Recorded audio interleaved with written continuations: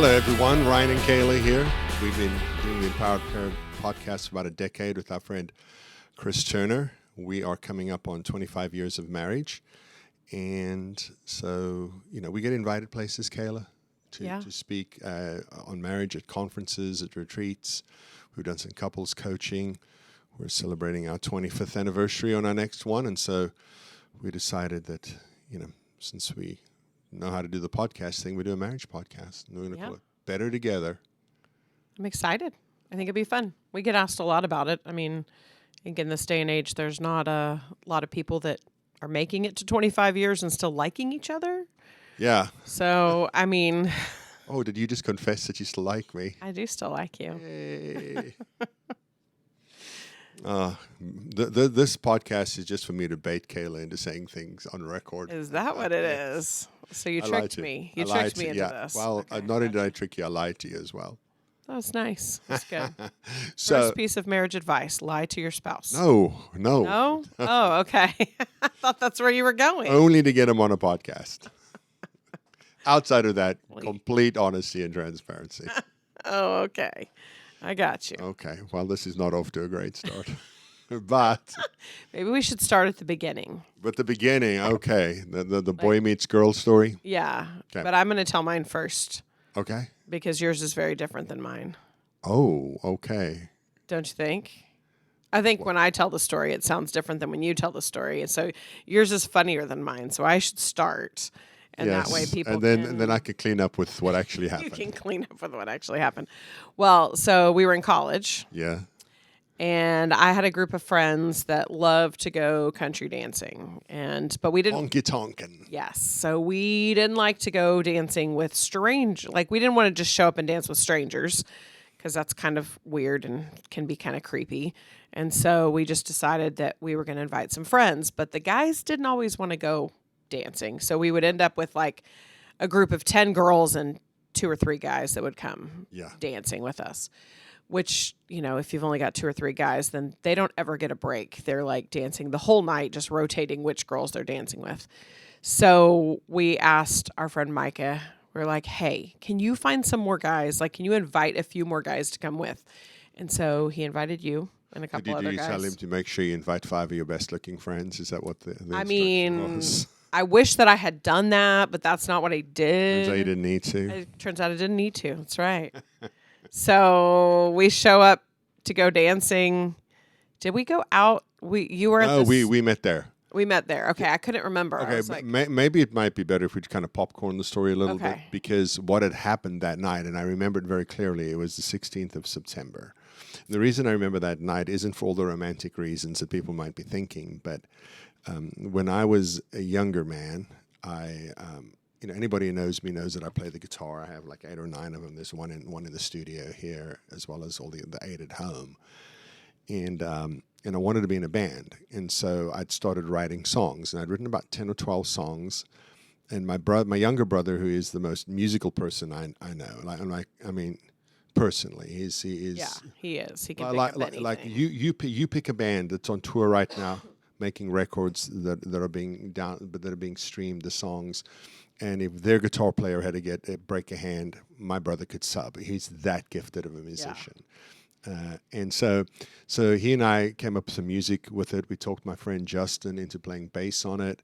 And then we went to a coffee shop and played that night. And so the reason I remember it, because I have the handwritten set list with $1 out of the tip jar framed at home to commemorate it. So we had gone out and then loaded up the guitars and stuff like that, and took them back to the house, and then Micah and Justin and me and Daniel, I think, maybe for the 4 of us. I know it's not important to mention their names, but the 4 of us headed out to a place called the now defunct Country 2000. Yeah, which was enormous. Like, it had like 2 huge dance floors, like 11 bars inside of it. It was crazy. Huge, yeah. It was a big place. So that's what we did before. I don't know, you girls. You were told that the prettiest girls go there, and so that's why you went. Like, why do I want to go dancing? It's like, because it's good-looking women. That's all Micah said to me. Yes, exactly. And I suppose he was right, because he was. He danced with me the whole night. I sure did. Because I don't even know how we ended up just dancing for the first time. You probably just came over and said, "Hey, you want to dance?" But I just remember that you were like, "Can you show me how to two-step?" And you kind of Right. pretended that you didn't know how to two-step. In fairness to me, the truth of that story is that that we had done ballroom dancing in my high school, and we did the actual like formal event where you had a dance card, whoever was doing you did Dance card, like in the olden days. like the olden way, yeah, like Oh, I didn't know like in that. Bridgerton. Which Like in which I Bridgerton. realize isn't a documentary for anybody watching, but we had dance cards. So you had the foxtrot was with Sally, and the cha-cha was with Amy, and whatever it was. And so That's everybody funny. they did dance cards for us. The one thing we did not learn at ballroom dancing lessons is how to two-step. So while it's factually true that I could dance and was quite Okay. comfortable with it, You didn't also actually know factually how. true that I didn't know how to two-step. Okay, good. Because I thought all I'd this lie time to that you. you lied to me about that too, and I was like, "This is not I think in going that well." I think in that situation, it's just called being charming. But I just remember we danced. I mean, not every song. You danced with some of the other girls that were there or Yeah. whatever. But we danced a lot. We sure did. It was like, I think it was like I danced with you, then with somebody else, then you, then somebody else. Yeah, Like always, yeah. like every other dance was with you the whole night. And by the end of the night, you asked one of the guys. You said to one of the guys you were going to ask for my number. Yeah, who knew you? But I was in those days. I was really cautious about guys, and it wasn't that I'd You're had not like. now. Well, I mean, I'm married now, so it doesn't matter. But I think back then I was really This is going to be marital confessions. We should change it to that. no, it's so. I was definitely of the era of. I was very conservative and very cautious. I didn't give my number to just anybody that asked me for my number. All and the things we hope our daughters are. Right. And I also I wanted to get to know somebody before I was going to like just hand out my number. And so Daniel knew that about me because we'd been friends for a long time. And so when you said that, Daniel was like, He told me in the parking Don't lot. He even. said, "I wouldn't." yeah. So literally, I just remember saying, "I wouldn't." He was a man of few words. I mean, like legitimately, that didn't surprise me because rarely would I expect a whole sentence out of him. Yeah. And so you didn't ask me for my number that not. night. But as it would have it, I was an education major See, and you were working in the education department did at the university. Yeah, in the office where all the professors were. I was the front desk. So I would come into that office and I'm sure I'd probably run into you before. I just had never noticed you before, or we'd never spoken other than maybe, asking about a class or something, I know. leaving something for a professor or whatever. I mean, I don't like that's what is that confirmation bias, right? Right. Like you don't notice stuff until you're aware of it. Yeah. Like I remember one time, Josh and I went to Discount Tire to get a couple of tires replaced or something, and there was a car that had black rims there. And he goes, "Man, do you think black rims look cool on a car?" And I said, "I do." And then I swear, every second car on the way home, all of a sudden had black rims. Right. And it's not that there are more cars with black rims all of a sudden. It's just that my brain's looking for Yeah, them. because you were So we talking likely about walked right by each other several times. Probably so. But I think Your average height, so it explains why I didn't notice you. I'm rather tall, so it does not explain why. I know. And I don't, I have no recollection of Yeah, just being noticing you before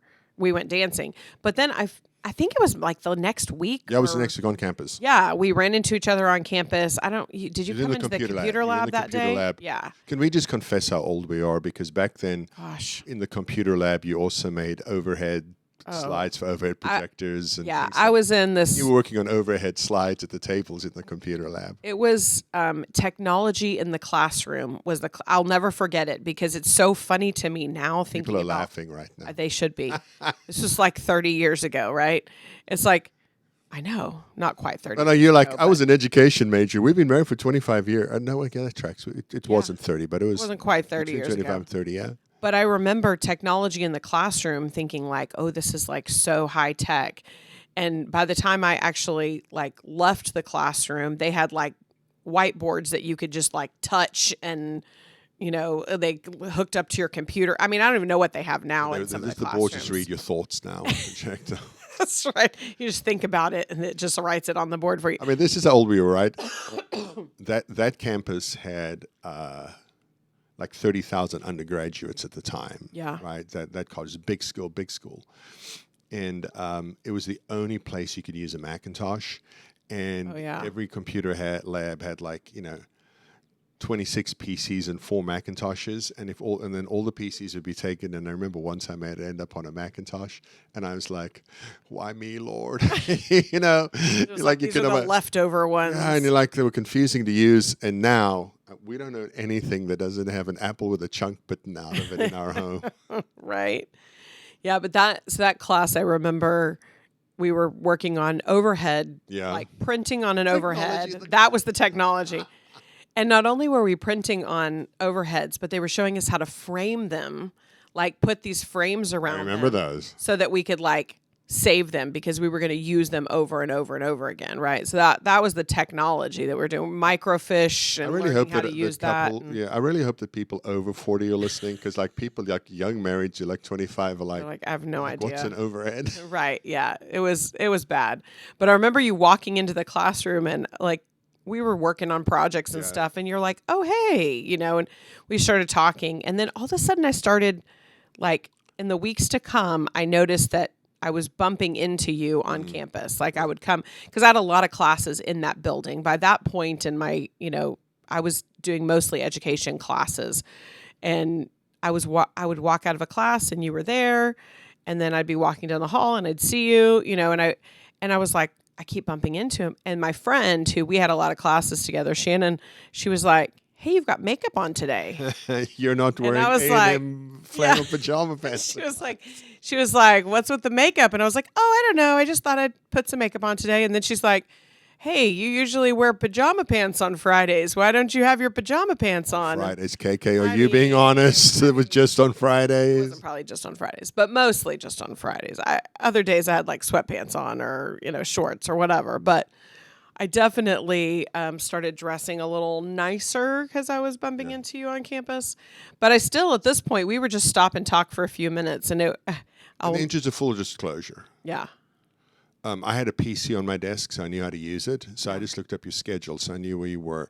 Now, before anybody just loses their mind about that, I just want to remind you of an old principle: don't hate the player, hate the game.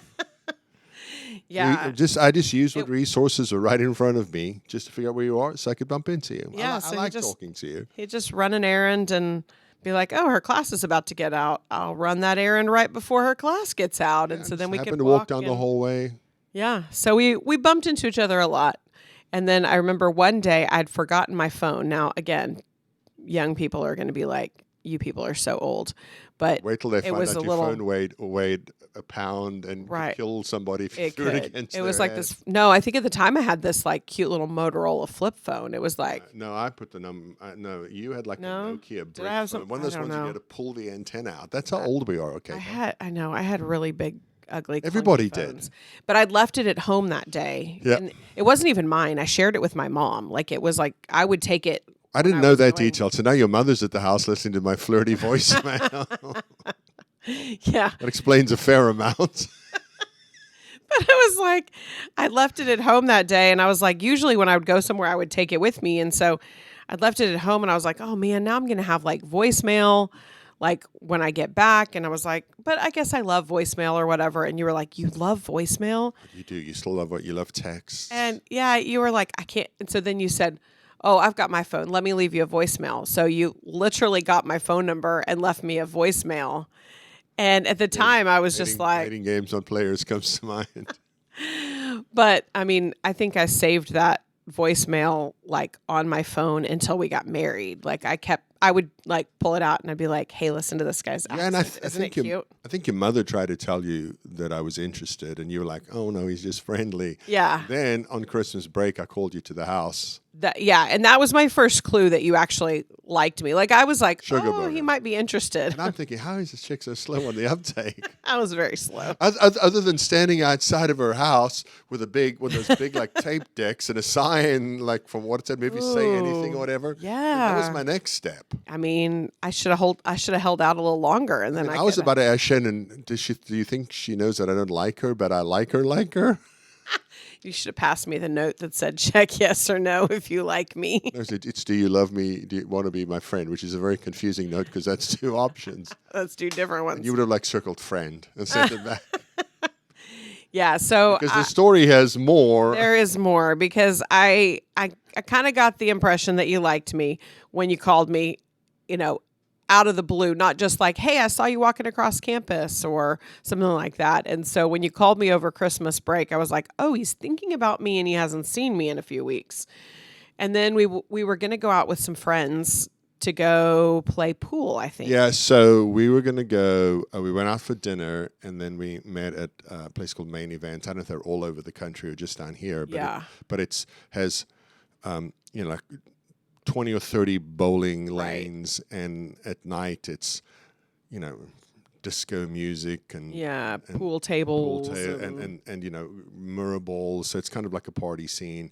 And then they've got a bunch of pool tables, a bar area, some video games. More for adults and in the then laser evening. tag. Yeah, so Yeah. it is kind of like an adult scene. Like kids during the day and adults at night, or And it had the all college that- scene. All of that under one roof. And so we went there to bowl and play pool after dinner. Yeah, and so I had been babysitting, didn't go to and dinner. I wasn't going to dinner, but I was gonna meet you guys there, and so we were talking on the phone because we'd kind of come to start talking a couple times a week. You'd I call think me. or- I think every day when I drove home from class, I just called you. Yeah, and so we'd been talking a lot, Yeah. kind of getting to know each other, and so one day you'd called and left me a voicemail, so I called you back, and you were talking to your friend George, and May said, I at this point? "You want to tell this part?" Yeah, so I called George, who George and I had been friends for a long time, and so I said, dude, I think I'm going to ask her out, and he's like, oh, you should do it. I think what ladies, particularly of our generation, don't appreciate, because I know you didn't, because we've spoken about this, is that no matter how confident the guy is or seems, because those can be different things Right. and present exactly the same way. No matter how confident the guy is or seems, it still takes a bit of courage to ask a girl out because you're like, okay, so I'm offering to pick her up, drive her to dinner, pay for her dinner, drive her home. She doesn't have to do anything except sit there. And if she says no, then you're like, what's the matter with me that the offer of an Uber and an Uber Eats didn't get. I'm like, what's deficient in me that even under those scenarios you don't want to be around me? So I'm like, okay. So call, and we talk for about a minute or two, and I say, hey, instead of us doing the group thing, how about you and I just go out? And you say, How about we just go out with a group? and I say, okay, and then And then I'm like, so how was your day? you keep talking, and I'm like, I gotta go. And so you seem a little confused by my bailing on this. I called George back, and he's like, how'd it go? And I said, she said she'd just rather go out with the group instead of me. And he starts laughing at me. So I told him he was an idiot and hung up. We've not spoken since. No, I'm kidding.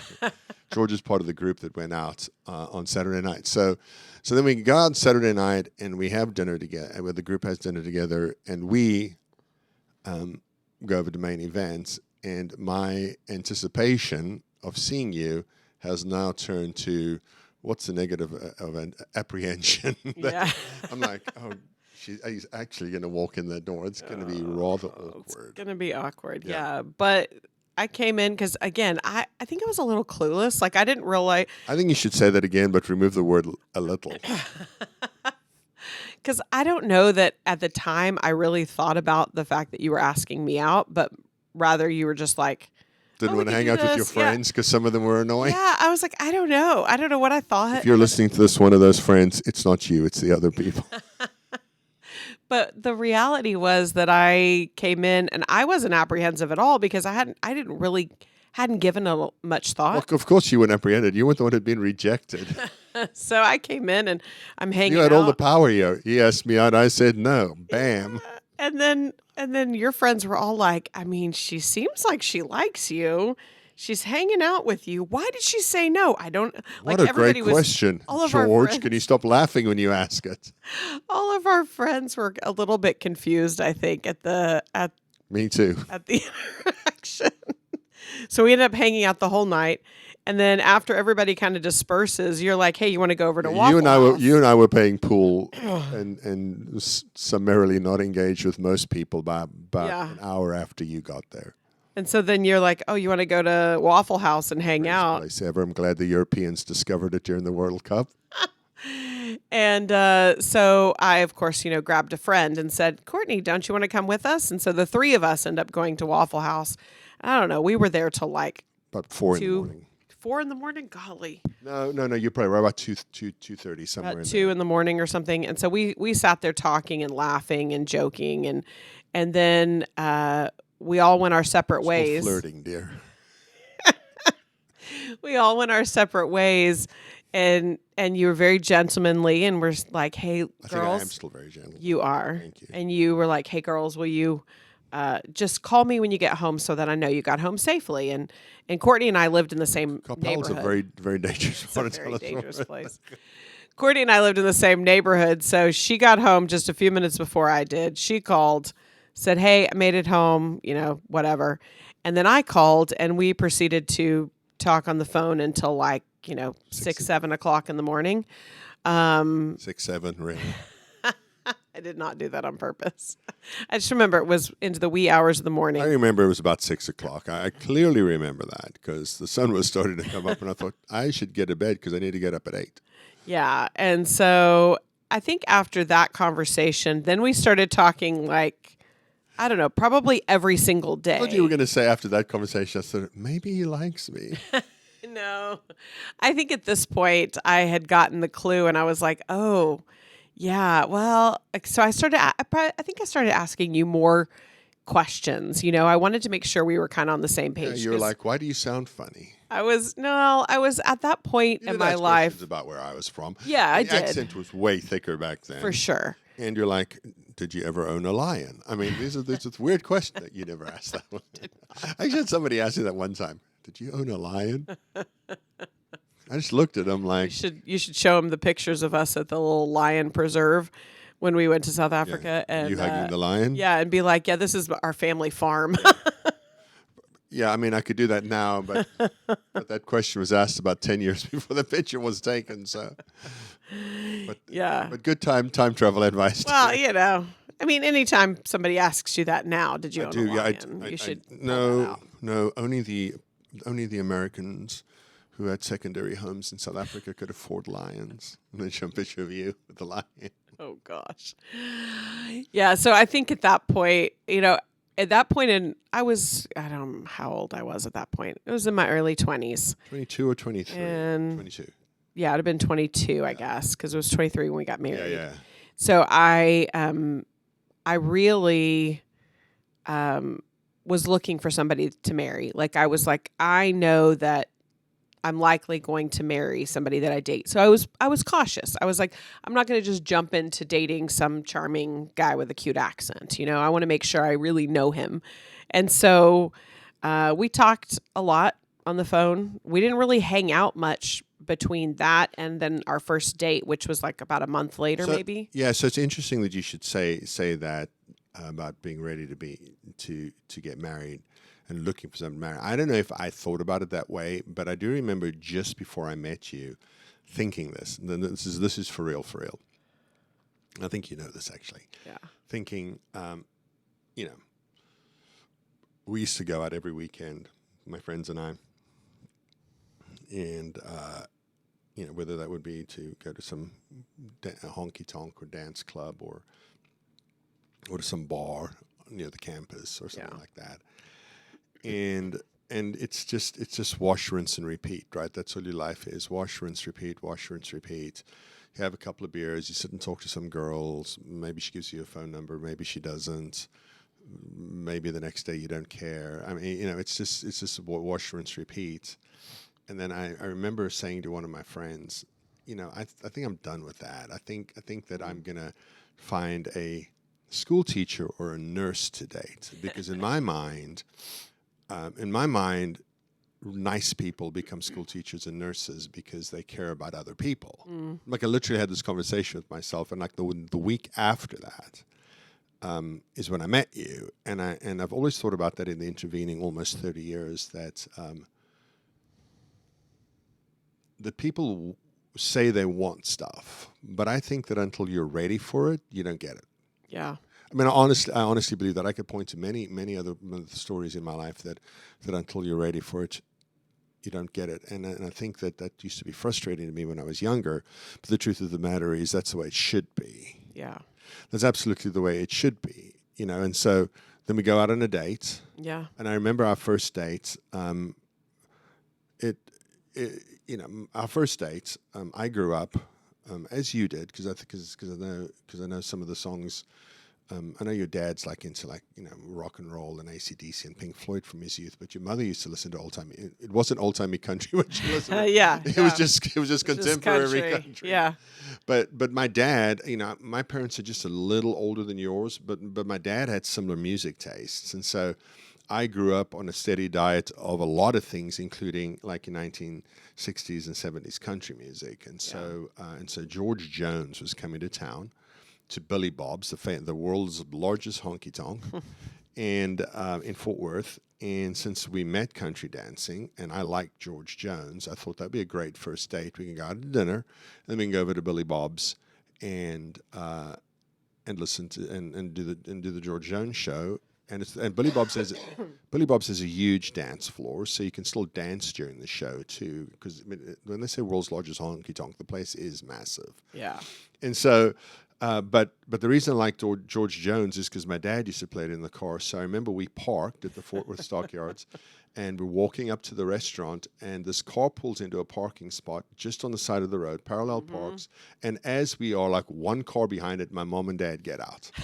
So we bump into my parents on our first date, and my dad's like, "Where you go?" And so we introduce everybody. Yeah, because I'd never met him. You never met him, yeah. And so we introduce everybody, and my dad says, "Where you guys eating?" And I tell him, he goes, "Well, we go to this place. Like, if you just join us." I'm like, "Dad, first date with this girl, stop it." And he goes, "I'll pay." I'm like, "I don't care." And so we walk to the restaurant, and we're sitting waiting for our table, and then my phone rings. This is my dad. I'm like, "Hello," and he goes, "We're eating. Are you?" I'm like, "Just leave me alone," and hung up. And then at the George Jones show, they ended up talking to you, and I'm like, "Oh gosh, there's not going to be a second date."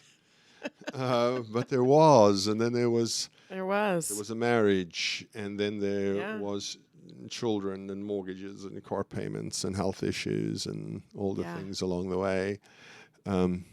I remember your first Mother's Day. This is from the Ryan's Greatest Hits. Oh dear. Your first Mother's Day, we, because you became a mom for the first time because we adopted. Yeah.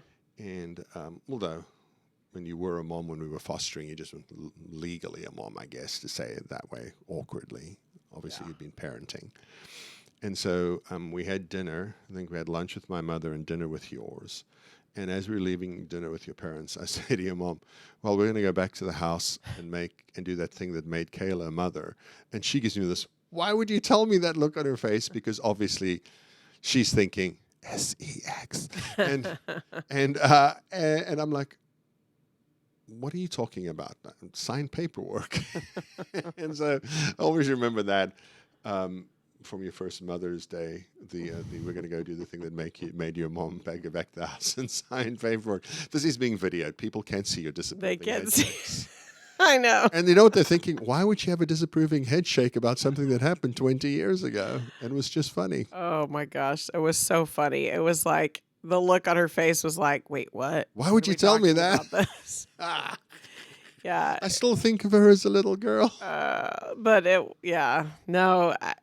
it's funny just to think about like when we met and we dated. I mean, we didn't date for very long. We only dated for about 5 months. That's because I had to jump over a 120-page questionnaire.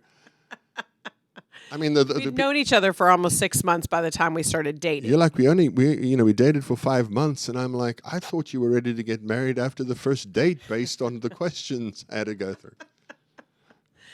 Yeah, because it definitely was looking, I was like, "Are you somebody I want to marry?" And we were talking about this recently because our kids are now getting to the age where they're in that place. Some of our kids who are like, "Well, I mean, the person I date could be the person I marry." Like they're old enough, 4 of our kids are adults, albeit two of them are 18, so just barely Oh, adults. and legally adults. Legally adults, Functionally, yeah. But we realize, they have friends that are getting married. Our do. daughter who just turned 18 is going to a wedding in September of one of her friends that's similar age, so I know. it's kind of crazy, just to think about that. But it's like we've been having those conversations about like, what is that, what are you looking for in someone that you're going to date? And so just thinking about, I think you said to the girls, you're like, now listen, I'm not the same person that mom married. So, Yep.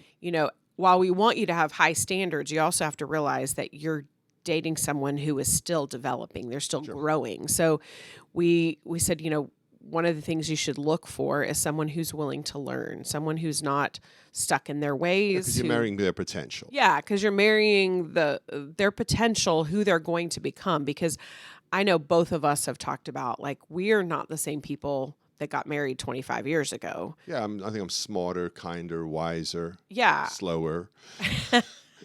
Heavier. Yeah. There's both sides of that scale. Good and bad ways, right? We've changed, but I think both of us, because we've changed and grown together, it's actually made us like each other more. And I think we liked each other quite a bit when we got married, Well, except for that time I asked you out, you were like, actually, you know what? Can I say something that I hate saying? Okay. Can we put a pin in it? Sure. Because we've told the origin story. Yeah. And maybe we can pick up the next episode about the potential thing. Yeah. Does that work? Sounds perfect. All right. This was actually a lot of fun. Yeah. As I knew it would be, because you've literally sat across from me for almost 200 episodes on the Proud Parent Podcast. So this wasn't awkward at all. But hey, thanks for listening.